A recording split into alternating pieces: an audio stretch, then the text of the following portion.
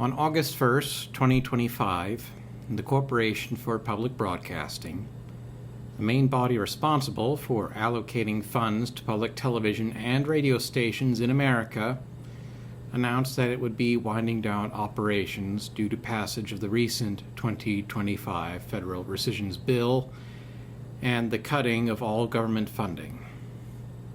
Starting at the end of September, it will lay off the majority of its workforce and will complete operations in January 2026. In effect, the reliable funding for PBS and NPR is ending. We can point fingers at any one person for this, but really, the Corporation for Public Broadcasting has faced just as hard of challenges in the past. From Nixon to Reagan to Gingrich to today. The Corporation for Public Broadcasting was first set up as a nonprofit funding arm for public television in America after passage of President Lyndon B. Johnson's 1967 Public Broadcasting Act. The corporation would approve funding and programming for public TV stations across the nation, and by 1970 was the main fundraising body for both PBS and NPR. But there were still hurdles in its early days. In 1969, Johnson left office, leaving Richard Nixon in charge. Nixon sought to cut the corporation's $28 million budget in half due to the ongoing war in Vietnam. Who came to the rescue? None other than Fred Rogers. I imagine you are all familiar with the famous clip. I'm very much concerned, as I know you are, about what's being delivered to our children in this country. And I've worked in the field of child development for 6 years now, trying to understand the inner needs of children. But watch closely. You notice how Rogers keeps a calm and sincere demeanor throughout his testimony, how it won over the hard-case Senator John Pastor. I think it's wonderful. I think it's wonderful. Looks like you just earned the $20 million. Still, Nixon and his administration had a tenuous relationship with the Corporation for Public Broadcasting. On one hand, the conservative affairs program Firing Line with William F. Buckley was coming to prominence thanks to PBS. On the other hand, even more anti-Nixon programming found its way onto PBS. The corporation had to bow to the threats of defunding by restructuring themselves according to Nixon's wishes. Then Nixon resigned. Gerald Ford didn't really take much notice. Jimmy Carter's administration oversaw budget increases. Then came Reagan. Reagan slashed the budgets that had been increasing annually and filled the corporation board, which had been kept apolitical for some time, with conservative allies and former big business executives.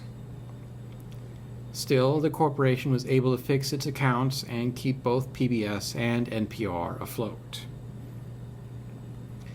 Come the 1990s, things began to change in the American media landscape. Cable and satellite television became more available for the American public, with whole channels dedicated to news, arts, science, and history.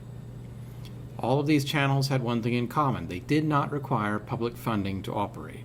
Looking for ways to limit the federal budget, conservatives in Congress began looking for ways to cut out unnecessary spending. Their target, public media. In 1995, Speaker of the House Newt Gingrich proposed eliminating federal funding for PBS altogether and allowing commercials to pay the bulk of the bills, plus marketing, since this was when Sesame Street and Barney merchandise was becoming rather lucrative. PBS and the Corporation for Public Broadcasting did look into these prospects, but ultimately came to the conclusion that commercials and marketing were not enough to cover the costs of operation. Even after that threat, the budget was intact. Funding for PBS, NPR, the corporation even increased under the Bush and Obama presidencies. It remained steady during the first Trump administration and increased during the Biden administration. But then there came the second Trump administration.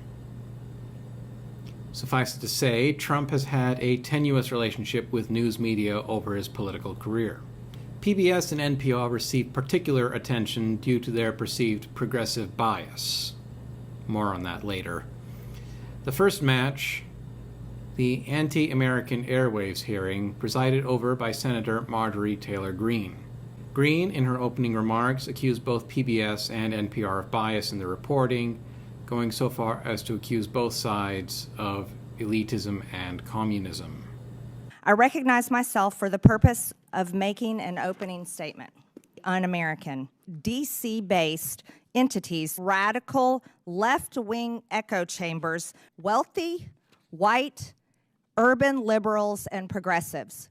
Sounds like racism to me. Like a political dissident in the old Soviet Union. Sounds like communism. That does sound like communist China. Their progressive, or rather communist agenda. You keep using the word. I don't think it means what you think it means. Both NPR CEO Catherine Marr and PBS CEO Paula Kerger were called to testify. From what I watched of the hearing, the testimonies by Marr and Kerger rang pretty hollow and unemotional, versus the incredibly emotional and often erroneous allegations by the Republicans in the hearing. And the Democrats' defense has been plain farcical. Fire Elon Musk and save Elmo.